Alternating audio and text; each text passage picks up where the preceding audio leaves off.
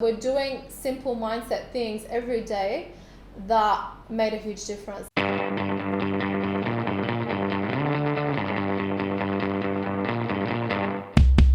Welcome back. I've got Rana Kordahi with me again. Welcome, Rana. Hello, hi everyone. You write a lot about sales mindset, and I know you're writing books on sales mindset. One book, One book. Well, you write books, but one book on sales Articles. mindset. Let's share some of your thoughts on sales mindset and the importance of it. So once again, I've worked with a lot of salespeople, and I've seen salespeople who had their pitch, they had their discovery questions. Everything was perfect, but they didn't have the confidence. They lacked the confidence or the mindset to persevere or to focus, or the emotional intelligence to self-regulate or have empathy. And then you see somebody else who did not have all that, but they just kept, of course they probably worked a little bit harder, but they had the good mindset and they were closing more than the person that had the perfect pitch. You obviously work with those people that don't have that right mindset. Yeah. What works? How do you help them change? So it's motivate, because I've studied neuro-linguistic programming, NLP. So it's a lot of NLP, and I used to deliver motivational, and I contextualize it into a sales program. So all the language that I use, I put it in the sales context. You might give motivational training on somebody that's not doing well in their relationships or their business or whatever, but it's just simply tweaking that language and using it into sales. And what I noticed when I was coaching people, it always came back, whatever it was, it always came back to the actual mindset. And I know it's an overused word, mindset, but it sounds cliche, but there were people that couldn't self-regulate when they got rejected. There were brilliant people who were good at sales that didn't want to pick up that phone again when they got rejected. There were brilliant people that didn't write content because they were bullied on LinkedIn again, or they didn't prospect. There's brilliant people that are just in depression because they're not taking care of the actual strengthening their resilience. So what do they need to do? What are sort of things they should put in place to get over that and get more resilient? Yeah, so let's talk about the solution. Well, firstly, if sometimes a mindset is simply because there's mental health issues, right? So I don't want to say that doing mindset stuff is going to be the magic. Firstly, if you are somebody that is suffering anxiety in your job, depression, there are helplines that you need to contact, and there's also to see a psychologist. But and there's nothing wrong with that. Nothing wrong with that. We all go through phases in life like that. Definitely. But I've also seen people that had depression and were had mental health issues that were doing simple mindset things every day that made a huge difference. So number one, they woke up and had a morning routine. So I don't have a morning routine because I'm fine, but if have a morning routine where they wrote in a journal, a gratitude journal, and so they wrote their achievements, they planned out their day, they listened to a mind feed. Every day they listen to something motivational, and that conditioned their mind to feel a little bit more resilient. Now, if you're doing that for 30 days every day and you're listening to things that are going to help your mind is going to shift. That neurology is going to shift. All those chemicals, they are going to shift. So that's number one. Number two, I do suggest meditation. So breathing when things are getting tough. So something like breathing. Number three is working on the confidence. Now, confidence is so important because it all comes down to that level of self-belief that you have. So how can you work on confidence? Number one is the thoughts that you're having. Self-talk in your mind. What are you telling yourself every day, that conversation? Are you telling yourself that you're a loser, you're hopeless, because most people are? Or are you intentionally talking to yourself in a positive way in order for you to motivate yourself? And I've seen people that were in deep depression that told me that their psychologist made them do that for 6 months, and they stopped feeling suicidal, and they came out really positive, confident. Yeah, I mean there's a lot more things, but it's a lot of work. It's a lot of work, intentional work every day. And sometimes it's just accepting I'm not hitting my targets, I don't feel great, and accepting that. And these sort of things can apply to anybody. They're going to be top performers can still, and they probably do it, and sometimes subconsciously, and they don't even think about it. It all starts with, the thing is, it all starts with self-awareness. Now, work on your self-awareness and then everything else will follow. And EQ, I don't know if you know Daniel Goleman. Yes. So he's written a book called EQ, and one of the aspects of, I used to train emotional intelligence to people at KPMG that were from consultants to high-level partners in emotional intelligence, leadership. And one of them is self-awareness. The second one, I think, is self-regulation. Because self-regulation is about how do you react. Now, I don't have great self-regulation, but I do have my self-regulation is a lot better.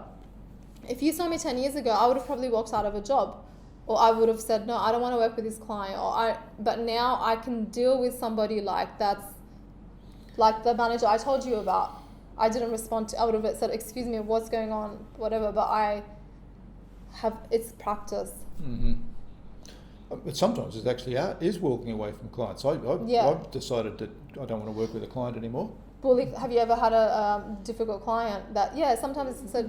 Yeah, well, clients that don't respect the value I'm bringing to the table, and they don't put it in place, and therefore they're not getting that much value out of what I'm doing. And it's your credibility on the line. Well, it's my credibility, but it's a waste of time for them and me. Yeah. You know? They might be paying me money, but there's no value for anybody in that process. No. So look, go and find somebody else. Yeah. No, and sometimes it's just simply as a client or even your boss. You could have a bully boss, and it's really dealing with how do I self-regulate? Am I in a toxic environment that I don't have to be there? No. Or can I manage myself to be able to block that out and not let it affect me? And the reality is, just about any environment anybody is in, they often can feel very trapped. But the reality is, they're not trapped. You can move, you can go through changes, but sometimes the mindset makes you lock yourself into that environment. Yeah. So you need to get help when that happens. And sales, and this is why I think training in mindset is so important. And I've seen a lot of people, even with cold calling or whatever, I've seen them just because I did training with them in coaching and mindset, that they shifted and their performance got better. Because sales was voted, there's studies that show it was the second highest or the first highest stressful job in the world. I've seen that sort of research. Yeah. And it causes people, I've even seen research where people get heart attacks because you're constantly chasing and chasing and chasing, and that chasing is going to create high pressure. So I think a lot of self-care and having, of course you need to hit your targets, but not thinking of the outcome, thinking of the process. Also as well, another thing is a lot of times leaders and salespeople, they just think of the outcome, but they don't have a step-by-step. So what is focusing on that process? It takes a lot of pressure. There's a couple of members in the sales masterminds that like you, are very focused on this whole area of health in sales. Yeah. Bernadette McClelland is one. Yeah. Very, very focused on that sort of area and helping people with their ability, their mindset, as you call it, their ability to face situations and get through them and so on, and come out the other side feeling very healthy and being productive. Yeah. Kian McLaughlin has some great stories about himself and how he's gone through the sales environment, how it impacted him and what he did about it and so on. But it's everybody needs to understand it's not unusual. Pretty much everybody has these sort of issues and challenges, and there's ways to go through it, and you just need to reach out. Yeah. You need to just reach out, and it's not it's not something that you really can. You can give the information and help, but people need to help themselves. It's not a magic solution. Lots of people that can help people when they have those sort of issues. So reach out, look for it, and then it's a matter of adopting the methods that you're talking about and putting in place and going through the change. Yeah, and many times I have to, for the mindset of the people, the sales reps that I'm helping on the front line, I have to go from the top, because a lot of the pressure and their mental health is because of the top. Yeah, and it's a behaviour in the organisation. So recently, I think 4 months ago, I shifted that whole, the top, and the pressure was taken off and they started performing. And there's a lesson for sales leadership, sales management there, and it's a culture, the sales culture in an organisation is absolutely critical to the success of the organisation and the health of the individuals. Yeah. And that culture needs to be much more of a culture of support and assistance and coaching and helping, rather than the whip and Yeah. driving, you've got to do more Yeah. calls today. Well, if you're not achieving the calls, Yeah. let's sit down and understand why. And Exactly, and once you do that, it's just a huge, like, I think I didn't, like, just shifting that, and they're like, oh wow, we started hitting our sales quota after 6 months. yeah, And it wasn't anything, it's just the recommendations and the coaching I gave them just to do that. I said, just trust me. Right. And they didn't initially trust me. They're like, no, because we need to be outcomes focused. Tony Hughes talks about sales management being the weak link in the revenue chain. Yeah. And the subject we're talking about is part of that. Yeah.